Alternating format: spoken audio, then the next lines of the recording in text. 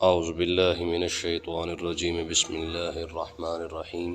Islam in our life یہ ایک اسلامی یوٹیوب چینل ہے جس پہ مفتی سجاد حسین قادری صاحب روزانہ درس قرآن پاک ترجمہ اور تفسیر بیان فرماتے ہیں۔ اس چینل کی ویڈیو کو لائک، چینل کو سبسکرائب اور بیل آئیکن کو پریس کر کے اور ویڈیوز کو دیکھ کے آپ اپنی دنیا اور آخرت کو سنوار سکتے ہیں۔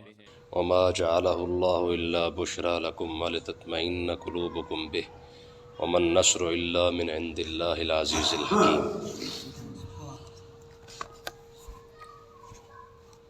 پچھلی آیت کے اندر اللہ تبارک و تعالی نے احد اور بدر کے اندر جو مدد کی ہے اس کے بارے میں ارشاد فرمایا، اور بدر کے اندر جو فرشتے اللہ تبارک و تعالی نے نازل کیے 3 مرتبہ، پہلے 1000 فرشتے کو بھیجا، پھر جب کافروں کی طرف سے آئی بات کہ جی ان کے اور بندے آ رہے ہیں تو اللہ تبارک و تعالی نے پھر 3000 فرشتوں کو بھیجا، پھر جب پتہ چلا کہ کافروں کی اور مدد آ رہی ہے تو پھر اللہ تبارک و تعالی نے پھر 5000 فرشتوں کو بھیج دیا۔ یہ مدد کیوں کی ہے، کس وجہ سے کی ہے، اس کی وجہ اللہ تبارک و تعالی نے یہاں بیان فرمائی ہے۔ فرمایا وما جعلہ اللہ الا بشرا لکم، اللہ تبارک و تعالی نے جو تمہاری مدد کی ہے وہ صرف اور صرف اس لیے کہ بشرا لکم، تاکہ تمہیں خوشی مل سکے، یعنی تمہاری خوشی کی خاطر اللہ تعالیٰ نے تمہاری مدد فرمائی ہے۔ وَلِتَطْمَئِنَّ قُلُوبُكُمْ بِهِ، اور اللہ تعالیٰ نے اس لیے بھی تمہاری مدد فرمائی ہے تاکہ تمہارے دلوں کو جو ہے وہ اطمینان مل سکے۔ 2 باتیں، یعنی اللہ تبارک و تعالیٰ نے ایک تو جو مدد کی ہے صحابہ کرام کی، وہ اس لیے کی ہے تاکہ صحابہ کو خوشی ملے، تو اس کا مطلب یہ ہے کہ صحابہ کا مقام اسی سے اندازہ لگا لیں کتنا بڑا ہے کہ اللہ تعالیٰ نے بدر کے میدان میں جو فتح عطا فرمائی ہے وہ صحابہ کی خوشی کی وجہ سے عطا فرمائی ہے، تاکہ ان کو خوشی مل سکے، اور آئندہ آنے والے جتنے بھی جنگیں ہوں گی، جتنے غزوات ہوں گے، ان کے اندر ان کے لیے ایک بطور نمونہ یہ اپنے سامنے رکھ سکیں کہ اگر بغیر ہتھیاروں کے، بغیر کسی اسلحے کے اور بغیر کسی تیاری کے اگر 313 بندے ایمان کے اخلاص کے ساتھ نکل پڑے تو اللہ تعالیٰ بدر میں انہیں فتح عطا فرما سکتا ہے، تو باقی پھر جتنی جنگیں آئیں گی ان کے اندر اللہ تعالیٰ کیسی مدد نہیں فرمائے گا۔ تو اس کا مطلب یہ ہے کہ ایمان جتنا زیادہ مضبوط ہوتا ہے رب کی مدد اتنی زیادہ قریب ہوتی ہے، تو بندہ جیسے جیسے ایمان کے ساتھ مخلص ہوتا جائے گا اللہ تعالیٰ اس کی مدد بھی ویسے ہی فرماتا جاتا ہے، کیونکہ صحابہ کرام پورے اخلاص کے ساتھ نکلے تھے، تو اللہ تبارک و تعالیٰ نے فرمایا کہ تمہاری خوشی کی خاطر ہم نے جو ہے وہ کیا کیا ہے، تمہاری مدد فرمائی ہے۔ اور دوسری بات وَلِتَطْمَئِنَّ قُلُوبُكُمْ بِهِ، فرمایا ایک خوشی تمہاری، دوسری بات یہ ہے کہ تاکہ تمہارے دلوں کو اطمینان مل جائے کہ 8 تلواریں لے کر کون جنگ میں نکلتا ہے، ٹھیک ہے، پھر جنگ بھی ایسی کہ جس کے اندر پوری تیاری کے ساتھ تمہارا مد مقابل کھڑا ہوا ہے۔ پھر اس کے اندر ہوا کیا، فرمایا کہ تم دیکھ لو کہ باقی جتنا لشکر کھڑا ہے 1000 پورے کا، ہر ایک کے پاس اسلحہ بھی ہے، پوری تیاری بھی ہے، ساز و سامان بھی ہے، سب کچھ ہے، بلکہ وہ تو شراب بھی اپنے ساتھ لائے تھے، کفار مکہ شراب بھی ساتھ لائے تھے، اونٹ ساتھ لائے تھے، انہوں نے کہا تھا یہ تو تھوڑے سے ہم ان کو جا کے مسل دیں گے، اس کے بعد یہاں پہ بیٹھ کے ہم جو ہے وہ اپنا پارٹی کریں گے، جشن منائیں گے، کس لیے کہ تاکہ کیونکہ ہمارے یہ ان کے ساتھ تو ہمارا مقابلہ ہی کوئی نہیں ہے، یہ تو ہمارا جوڑ ہی کوئی نہیں ہے۔ تو اللہ تبارک و تعالیٰ نے فرمایا وَلِتَطْمَئِنَّ قُلُوبُكُمْ بِهِ، فرمایا تاکہ تمہارے دل جو ہے وہ مطمئن ہونے چاہیے کہ اگر 8 تلواروں کے ساتھ رب تمہیں فتح عطا فرما سکتا ہے تو پھر جتنے مرضی تم آگے بڑھتے جاؤ گے، جتنی جنگیں آئیں گی، بدر کو تم سامنے رکھ لینا، اللہ تعالیٰ تمہاری ویسے مدد فرماتا جائے گا۔ تو اس کا مطلب یہ ہے کہ اسلحہ جتنی مرضی بندہ بنا لے، اگر بندے کے پاس غیرت اور ایمان نہ ہونا تو ایٹم بم بنانے کے بعد بھی بندے کے پاس کچھ نہیں ہوتا ہے، بات سمجھے کہ نہیں ہے؟ ہاں ایمان پلے ہو۔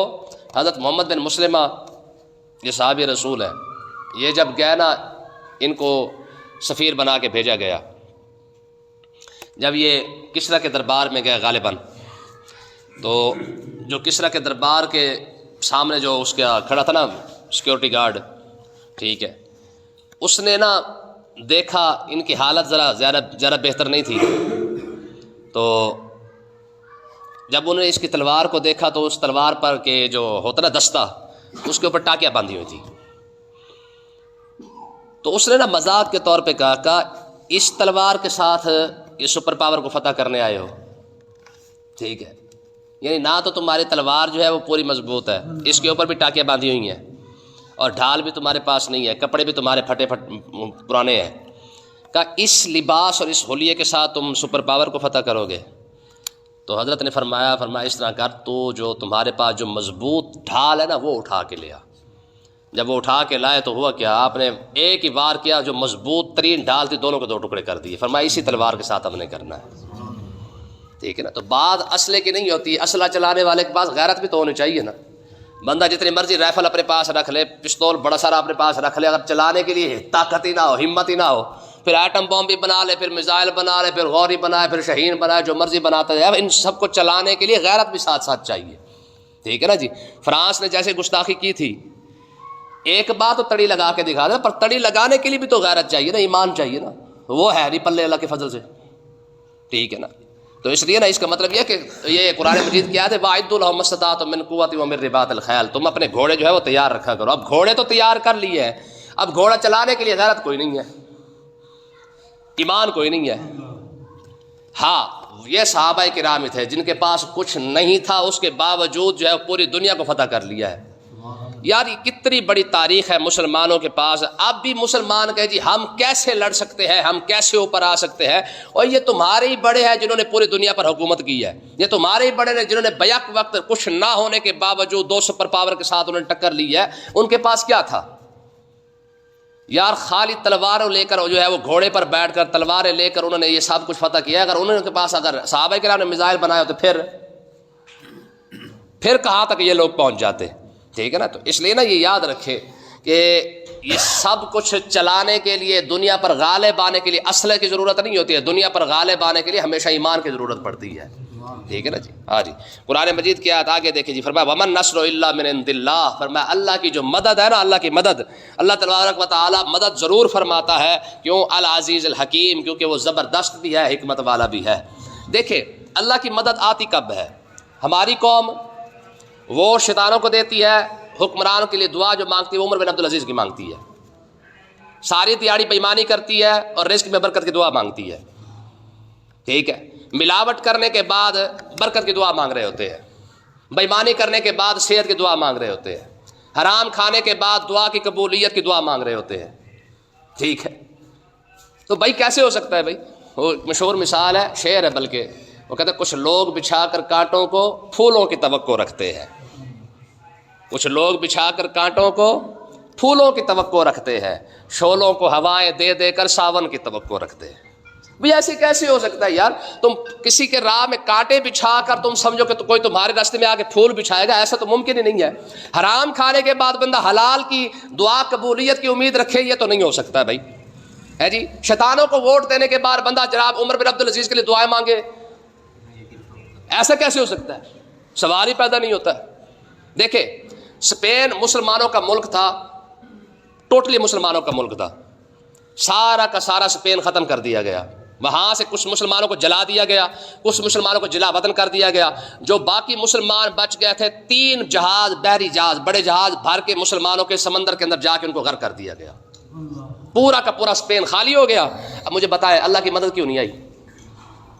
افغانستان کے اندر 20 سال تک جو ہے وہ جو کچھ ہوتا رہا، مدد نہیں آئی ہے، عراق برباد ہو گیا، مدد نہیں آئی، فلسطین برباد ہو گیا، مدد نہیں آئی، برما کے اندر تو نسل کشی کی گئی ہے، برما کے اندر، یہ کل کی بات ہے، یہ کوئی 20-25 سال پہلے کی بات نہیں، یہ پچھلے سال کی بات ہے، اس سے پچھلے سال کی بات ہے، نسل کشی باقاعدہ کی گئی ہے اور پورا میڈیا کے اندر دکھایا گیا ہے، پوری دنیا نے اس کا تماشا دیکھا ہے۔ اللہ کی مدد کیوں نہیں آئی؟ قبلہ اول کے اندر یہودی آئے روز، آپ سوشل میڈیا پہ کوئی نہ کوئی ویڈیو دیکھتے رہتے ہیں، کوئی نہ کوئی جناب خالی اگر کوئی وہاں پہ مسلمان قرآن بھی کھول کے بیٹھتے، یہودی نہیں بیٹھنے دیتے۔ اللہ کی مدد کیوں نہیں آئی؟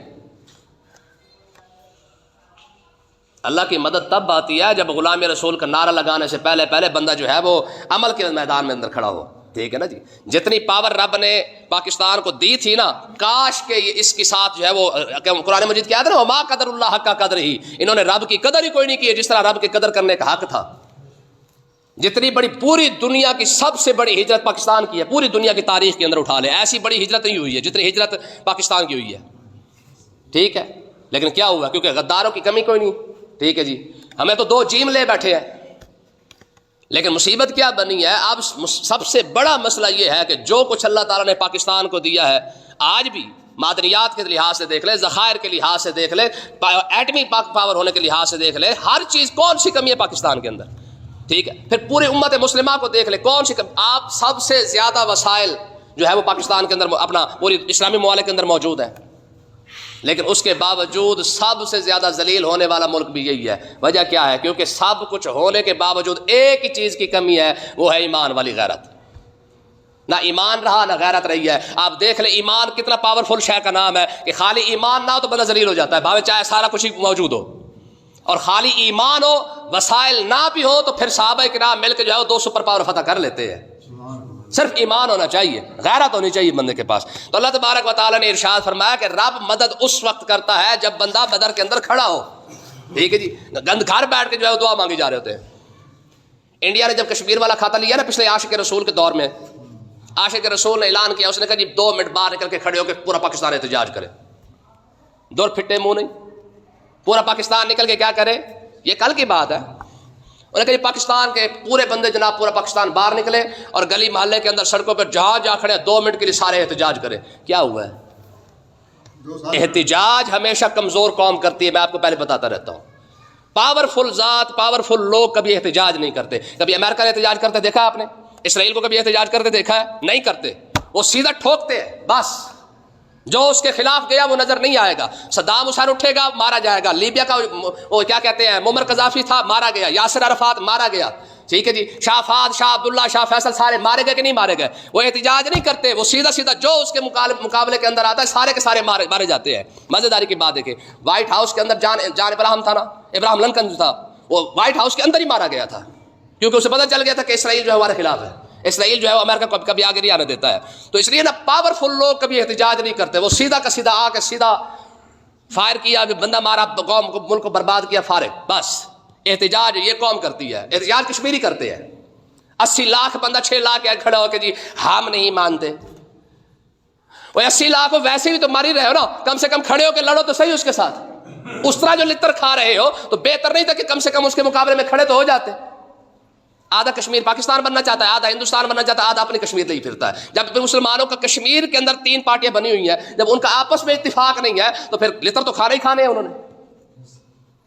تو اللہ تبارک و تعالیٰ نے ارشاد فرمایا لیقطع طرفا من الذین کفروا, رب نے کافروں کو کیوں جو ہے وہ تمہاری مدد کیوں کی ہے؟ کیونکہ اللہ تبارک و تعالیٰ یہ چاہتا ہے کہ کافروں کا ایک حصہ کاٹ کے رکھ دے, ایک حصہ کاٹ کے ہی رکھ دے. دیکھیں کاٹا رب نے کیسے ہے. معاذ اور معوذ 2 چھوٹے چھوٹے بچے ہیں, جا کے ابو جہل کو مارا کہ نہیں مارا, ٹھیک ہے. اس 70 بندے جو بدر کے اندر مارے گئے, 70 میں سے 27 بندے اکیلے مولا علی نے مارے ہیں, ٹھیک ہے. ہاں 27 بندے صرف مولا علی نے مارے ہیں. تو باقی آپ اندازہ کریں 5-7-8 ہزار تو فرشتہ کھڑا ہوا ہے, 313 تو صحابی رسول کھڑا ہوا ہے. انہوں نے جو ہے وہ کتنے مارے ہوں گے؟ تو 70 بندے تو یہ صرف 70 یہ مارے گئے ہیں, 70 گرفتار ہوئے ہیں.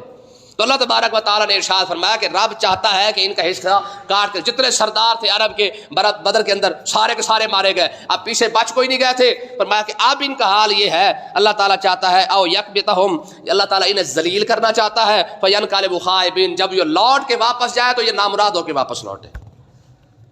یار رب خود ذلیل کرنا چاہے تو نہیں کر سکتا, ٹھیک ہے. اس کے لیے کون سا مسئلہ ہے؟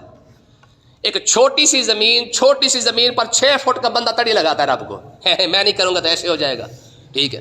اتنی بڑی کائنات کو چلانے والے کو تمہاری ضرورت ہے کہ تم تلوار نہیں اٹھاؤ گے تو کفر نہیں مانے گا, تو کیا رب کی شان میں کوئی فرق پڑ جائے گا؟ نہ, یہ رب نے سارا نظام بنایا اس لیے ہے کہ رب چاہے تو جو مرضی کر دے, لیکن اس کے باوجود یہ تمہارے لیے رکھا ہے. یہ جو جنت کے ٹھیکیدار بنے پھرتے ہیں نا, جی ہم بھی عاشق رسول, ہم بھی جنت میں جائیں گے. فرمایا جنت ایڈی سوکھی تمہارے لیے نہیں بنا کے رکھی ہے, پہلے اس امتحان سے گزرو. جو مجھے نہیں مانتا کم سے کم اس کے مقابلے میں کھڑا تو ہو, ٹھیک ہے. ہاں اس کے ساتھ جب لڑ کے آئے گا پھر جا کے تجھے جنت دوں گا. جنت تیری ویلی پڑی ہے جو تجھے آ کے مرتا جائے گا تو جنت میں داخل ہو جائے گا. میں سچی بات کر رہا ہوں. یہ قرآن کی آیت ہے. عام حسبتم ان تدخلوا الجنۃ, فرمان تم ویسے ہی تم جنت میں داخل ہو جاؤ گے. ایڈی فری جنت ہے, جیسا مرضی بندہ مرتا جائے جنت میں داخل ہو گیا. تو اللہ تبارک و تعالیٰ نے ارشاد فرمایا او یکبتہم, رب چاہتا یہ ہے کہ رب ان کافروں کو ذلیل کرے. فینقلبوا خائبین, جب یہ واپس لوٹ کے جائے نا تو ان کے پاس جو ہے یہ نامراد ہو کے واپس لوٹے. انہیں پتہ چل جانا چاہیے کہ مسلمانوں کے پاس ایک پاور ہے کہ جو ان کے ساتھ کھڑی ہے, اور جب وہ ان کے مقابلے میں آئے گے تو اتنا آسان نہیں ہے مسلمانوں کو ضائع کرنا. جب یہ کوفہ پر حملہ کیا تھا نا ہلاکو خان نے، ٹھیک ہے، جب کوفہ پر حملہ ہوا نا، ہلاکو خان آیا، اس نے کوفہ کا گھیرا بھی کر لیا، مسلمان فوج بھی باہر نکلی، مقابلے کے اندر آ گئے۔ اچانک جو کوفہ کا گورنر تھا نا، اس نے کہا بھائی سیدھی بات ہے میں اس کے مقابلے میں نہیں آتا۔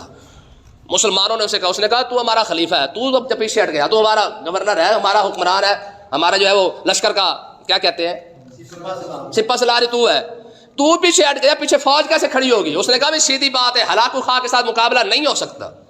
کہا جی کیوں نہیں ہو سکتا؟ کہا ہلاکو خان کی فوج کے اوپر جو ہے سر کے اوپر فرشتے کھڑے ہوئے ہیں۔ کہا فرشتے ہمارے ساتھ کھڑے ہونے کے بجائے اس کے ساتھ کھڑے ہوئے ہیں۔ کہا فرشتے کہہ رہے ہیں ایھا الکافرہ اقتلوا الفاجرہ، فرمایا کہ فرشتے کہہ رہے ہو کافرو ان گندے مسلمانوں کو قتل کر دو، نہ اللہ کو اس کی ضرورت ہے نہ اللہ کے رسول کو اس کی ضرورت ہے۔ کیوں جی؟ اس لیے نا یہ اس نے کہا تھا، اس نے کہا یا ایھا الکافرہ اقتلوا الفاجرہ، فرمایا کافرو ان گندے مسلمانوں کو قتل کر دو۔ بات سمجھ آئی کہ نہیں آئی؟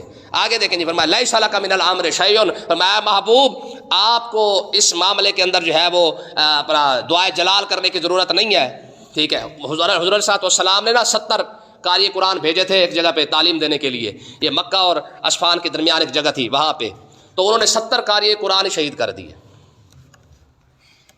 ٹھیک ہے نا جی۔ وہ کہتے ہیں نا پھلا پھولا رہے یا رب چمن میری امیدوں کا، جگر کا خون دے دے کر یہ بوٹے میں نے پالے ہیں۔